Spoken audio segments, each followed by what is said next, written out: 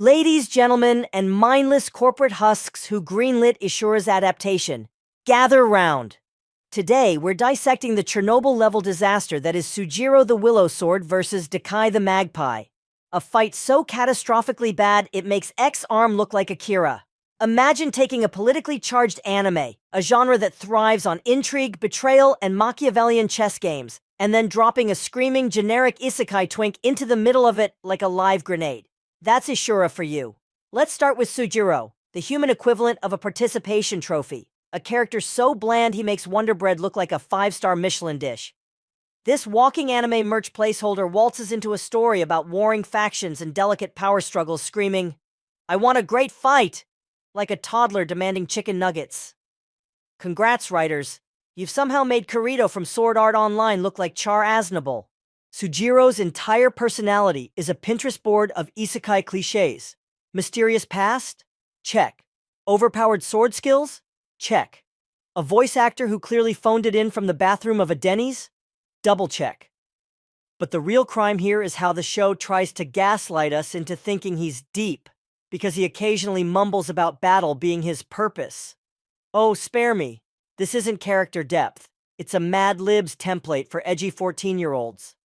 And let's talk about his willow sword technique, which looks less like a refined martial art and more like a Roomba with a katana taped to it. Every swing is a reminder that the animators were either drunk, underpaid, or actively sabotaging the project. Now let's pour one out for Dakai the Magpie, the politically savvy schemer who deserved better than to be butchered by this dumpster fire of a fight. Dakai's whole shtick is manipulation, alliances, and playing 4D chess with the lives of nations. Actual storytelling.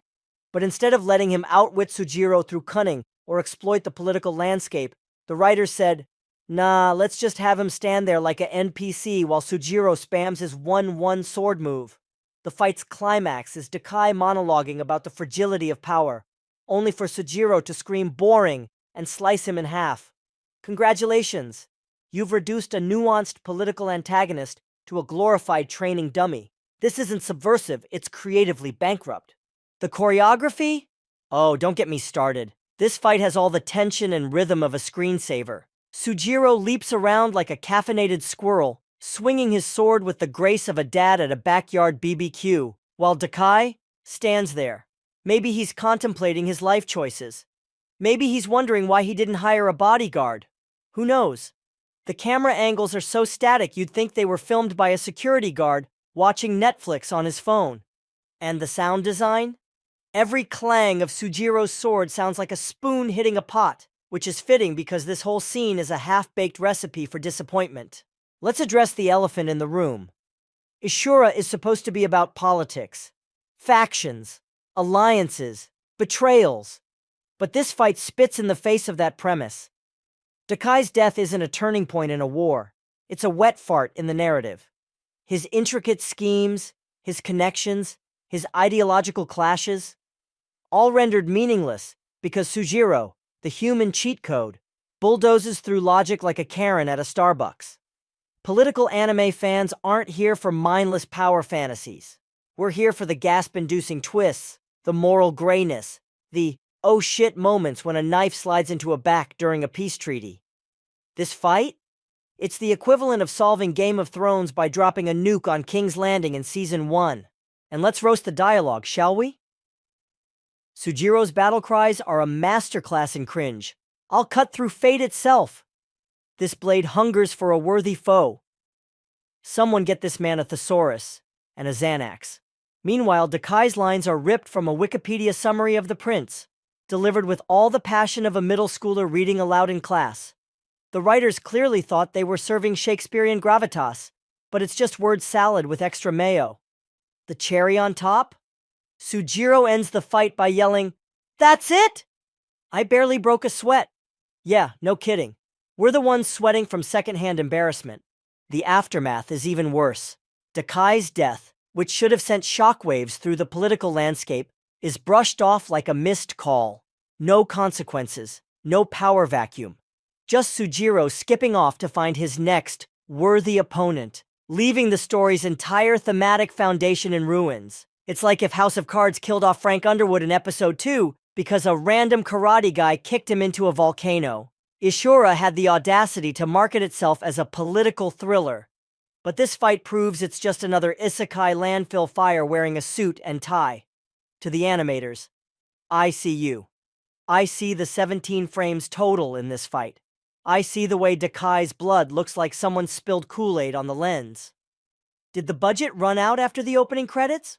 Or did you all collectively realize halfway through that no amount of polish could save this script? And to the director, who let you cook?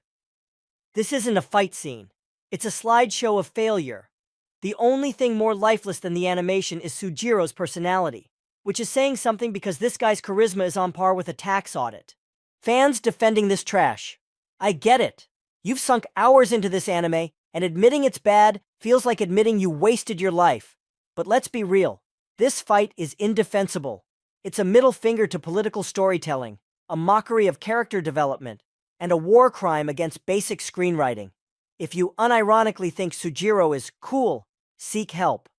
Touch grass, read a book, watch Legend of the Galactic Heroes, and learn what a real political anime looks like. In conclusion, Sujiro vs. Dakai isn't just the worst fight in anime, it's a cautionary tale. A reminder that lazy writing, half-baked tropes, and a complete disregard for your own genre can turn potential into punchlines. Ishura had everything: a rich world, complex politics, and a premise ripe for intrigue. Then it threw it all away for a screaming sword boy and a fight that'd embarrass a fairy tale filler arc. To the creators, do better. To the fans, demand better. And to Sujiro, stay in your lane, preferably a dumpster behind the studio that birthed you. Drop a like if you'd rather watch paint dry than sit through this fight again. Subscribe for more relentless roasts. And remember, if you defend Sujiro, you're part of the problem. Scissors.